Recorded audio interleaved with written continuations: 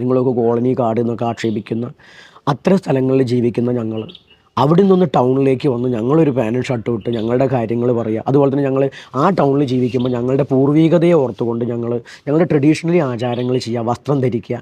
ഇതൊക്കെ കുറച്ച് നേരത്തിന്. നമ്മളിപ്പോൾ നിങ്ങളെ വിളിയിരിക്കുന്നത് അങ്ങനെയല്ല, ഫുൾ ടൈം ആണെങ്കിൽ അങ്ങനെ പോകണം, അങ്ങനെയല്ല. ആ സന്ദർഭത്തിൽ വിശ്വാസപരമായിട്ട് അതിനെ ചെയ്യുമ്പോൾ അതിനെ ഉൾക്കൊള്ളാനാകുന്നില്ല എന്ന് പറഞ്ഞു കഴിഞ്ഞാൽ ഈ പറഞ്ഞ ആൾക്കാർ ഇവിടെ ഏതെങ്കിലും ഒരു മതത്തിൻ്റെ മറ്റുള്ള ആചാര്യന്മാരെയോ ആരാധനയോ വിമർശിക്കുന്നു ഇതുപോലെ കളിയാക്കുന്നു നമ്മൾ കണ്ടിട്ടില്ല.